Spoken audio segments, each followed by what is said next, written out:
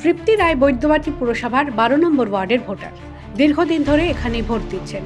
নাম রয়েছে 2002-এর তালিকায়, নাম রয়েছে 2025-এর ভোটার তালিকাতেও। কিন্তু এসআইআর শুরুর পর এনুমারেশন ফর্ম আনতে গিয়ে ফর্ম পাননি। বিএলওর কাছে খোঁজ নিয়ে জানতে পারেন ভাঙড় বিধানসভা এলাকায় তার ভোটার তালিকায় নাম রয়েছে এবং সেখানে তার এপিক নম্বর দিয়ে এনুমারেশন ফর্ম তুলে কেউ জমা করে দিয়েছেন। শুনে মাথায় আকাশ ভেঙে পড়ে তাদের।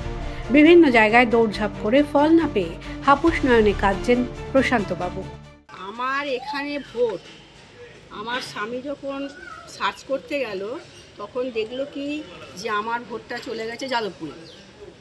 তো তাহলে আমার নামের সঙ্গে ওইখানেরও এক নাম একই, এটা কেন হবে?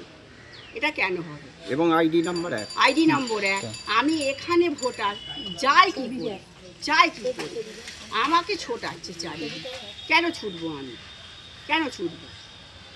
তাহলে আমার স্বামী চারিদিক ছুটছে, ফল কিছু হয়নি, উপরন্ত বলছে এখানে যাও, ওখানে যাও, এখানে করো। তাহলে আমরা কি করতে পারি? তাহলে আমাদের কি এটাই কাজ যে আমার সংসার ফেলে? আমি একটা সাধারণ মধ্যবিত্ত ঘরের, তাহলে আমাকে ছুটতে হচ্ছে বৈদ্যবাটী পৌরসভা। 2002-এ নাম ছিল তো? হ্যাঁ, 2002 নাম। 25-এও নাম আছে। ভোট কোথায় দিয়েছেন? ভোট ওই তো আপনার 2025-এ তো এখানেই তো দিয়েছি। 2002-এ ছাওড়াপুলি। 2002 তো সারাপল্লী, সব সাউড়াপুলি। 2002 সাউড়াপুলি। একটা মিনিট দেন। হ্যাঁ বলুন। সারাপল্লী। আচ্ছা, এইবারে কি তাহলে ফর্মই আসেনি এনুমারেশন? না, আমার ছেলের এলো, আমার স্বামীর এলো, 2-তে ছেলের নাম ওঠেনি। 25-এ যখন ও করতে গেল দেখলো কি এদের দুজনে উঠেছে, আমার আসেনি। এটা নিয়ে তদন্ত করতে গেল, যে দেখছে এই ব্যাপার। হাঁপানি রুগী, আমি চারদিক ছুটে বেড়াচ্ছি কুকুরের মতো। আমি কি অপরাধ করেছি?